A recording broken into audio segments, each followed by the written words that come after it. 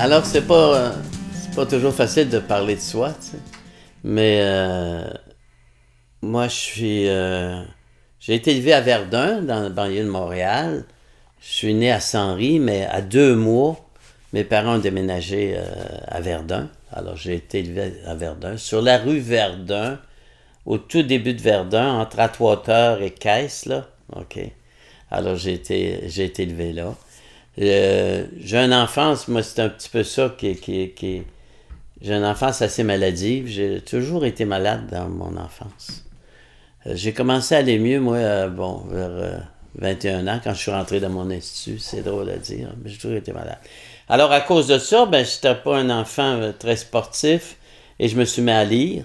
Mon père et ma mère, qui étaient des ouvriers, ils lisaient beaucoup, beaucoup. Alors, je me souviens, par exemple, des fois, on s'assoyait sur la galerie en avant et on avait 3 livres, le père, la mère et le fils qui lisaient.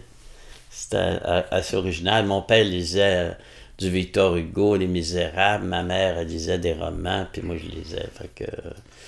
Mais c'est ça, quand on regarde par en arrière dans notre vie, on s'aperçoit que tout ça a servi, tu sais.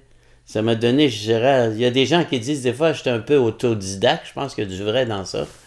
J'ai une culture que je me suis donnée moi-même par la lecture, par tout ça, là.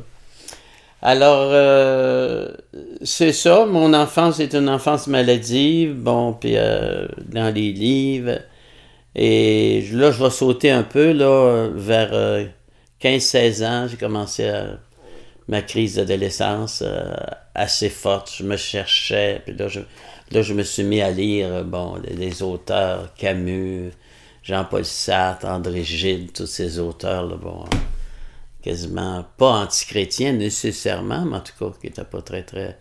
Alors, puis là, je me posais des questions. Et là, j'avais été, moi, pour faire un professeur à l'école normale Jacques-Cartier, dans ce moment-là. Mais là, j'étais en pleine crise, puis là, j'ai laissé les études. Je me suis trouvé un travail à Seagram dans le whisky. Alors, quand je parle à des jeunes, alors, vous avez un curé qui a travaillé dans le whisky quand il était jeune. Alors, c'est ça, j'ai travaillé assez comme ça. J'ai travaillé là au début de 18 jusqu'à 21 ans, à ce que j'appelle ma conversion. Je me cherchais beaucoup. Je lisais beaucoup, j'écrivais de la poésie, j'ai fait un peu de théâtre amateur. C'était ça. Et puis, je travaillais à Seagram, mais je prenais un petit coup aussi, là, du whisky. Hein, j'aimais beaucoup le whisky. C'est sûr que moi, j'aurais pu être facilement, si je n'avais pas eu un changement dans ma vie, j'aurais pu être facilement, je pense, alcoolique, parce que mon père avait un petit problème d'alcool. Mon père, j'en parlerai peut-être un peu plus tard de mon père, qui m'a marqué beaucoup. C'est ça. Alors, je vais sauter tout de suite peut-être à la période de ma conversion. J'avais 21 ans et là, un de mes amis, il s'appelait Gilles, il demeurait à Valleyfield. J'entends parler par quelqu'un que Gilles est complètement changé. Et là, Gilles, il vient me voir, puis là, c'était plus le même, c'était bouleversé. Il avait l'air heureux, il y avait une joie en lui que j'avais jamais vue. Et puis, ça m'avait beaucoup impressionné, son changement. Un jour, le vendredi soir, je finis de travailler, puis là, le changement de Gilles m'avait assez touché.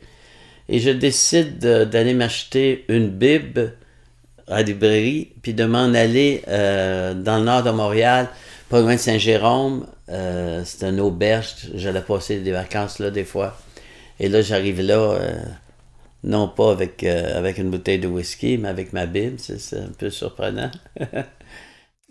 Alors, j'arrive à cette auberge avec ma Bible. On est le samedi soir. Et tout d'un coup, avant de me coucher, j'ouvre ma Bible et je tombe dans Saint-Jean. Je vous laisse la paix.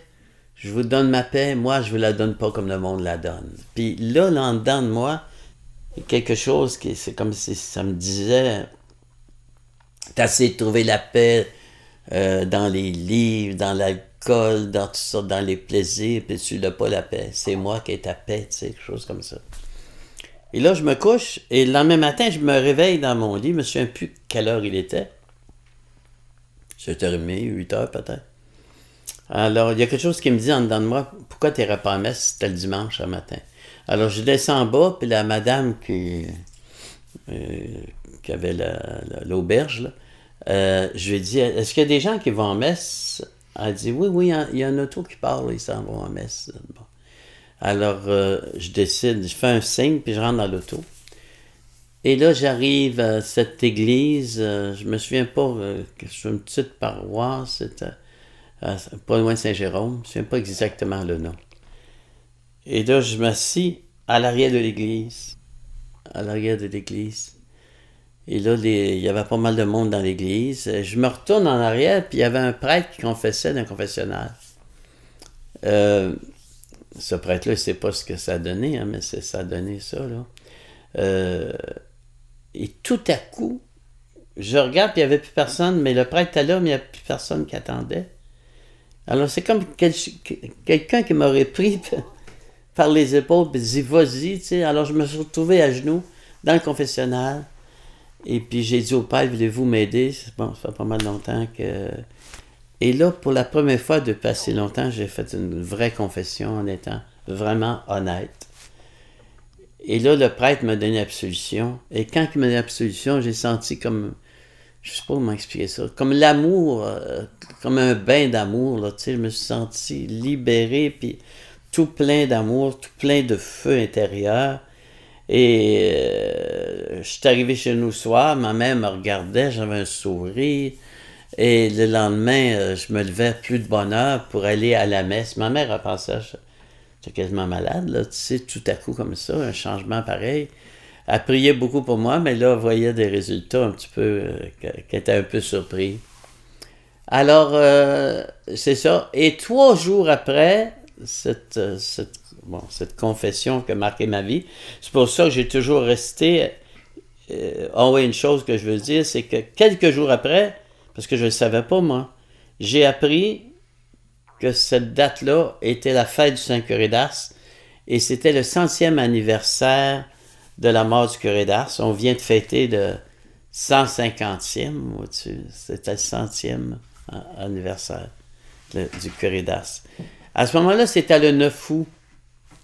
Le 9 août. Maintenant, la fête du curé d'Ars, c'est le 4 août, mais à l'époque, c'était encore le 9 août, ça n'avait pas changé encore. Et j'ai appris, il y a à peine 2 ans, que c'est aussi la naissance du frère André.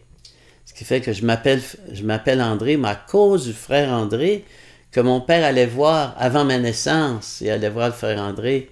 Et quand le frère André est mort, mon père a monté pour aller voir son corps. Et là, quelques mois après, ma mère tombe enceinte, et mon père a dit, c'est un petit gars, on l'appelle André, c'est pour ça que je m'appelle André. Et là, maintenant, il est saint, là, fait que c'est mon patron. Hein, c'est vraiment mon patron.